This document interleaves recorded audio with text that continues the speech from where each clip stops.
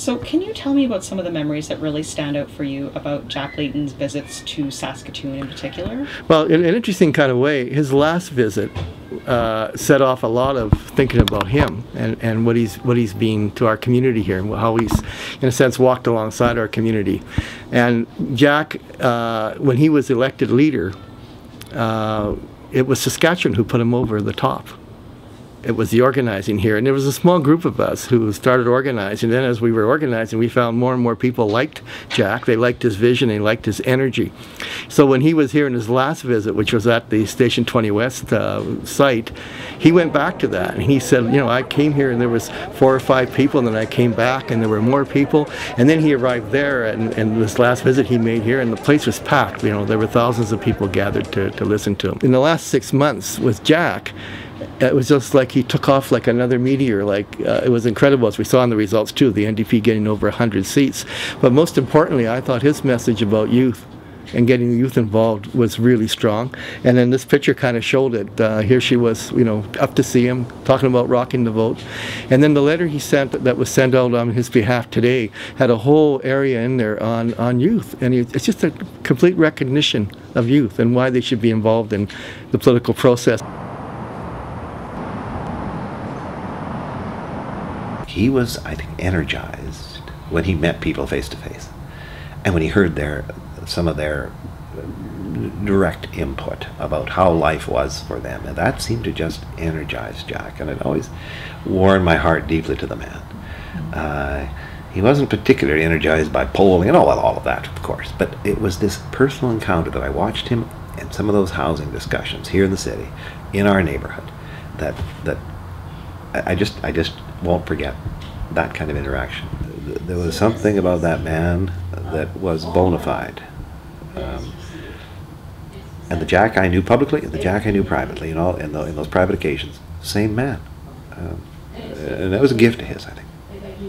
One of the first times Jack came to town, he'd heard it was cold in Saskatchewan. Well, he knew he'd been to Saskatchewan, obviously, but he heard that it was cold, like presently that day, that weekend that he was here, it was going to be cold. So he got off the plane at the Saskatoon airport, wearing a really big, puffy, down-filled jacket. And I mean, it was a cold day, but Charlie and I, we thought it was quite funny that Jack was coming from Ontario, where you know, it's a lot more temperate than it is here, and he was definitely ready for his stretch out into rural Saskatchewan in -20 weather. I mean, we did events where Jack sat down and played the piano. You know, his classic, his famous, I guess, "Hit the Road Jack" song, which we didn't like the Jack part. We thought he started singing "Hit the Road Stephen" at one point in time. Anyways, it's sort of a spontaneous, warm individual, very personable guy. You know, it's just such a shock, I guess, that getting this news today, because we didn't know how he was doing here in Saskatchewan over the past few weeks, but he's gonna be missed, and the party's gonna miss him, and I think Canadians are gonna miss him. The rallies we did here in Saskatoon were amazing. He was amazing.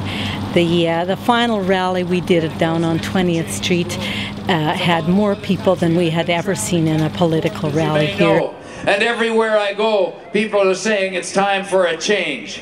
There was everybody in the crowd. There were seniors, there were kids, there were young people, there were new Canadians. We were all there. And that was so Jack Layton. He pulled us all together. He did a politics of inclusion and of high energy. So that was memorable, and in some ways very much the photo of Jack Layton.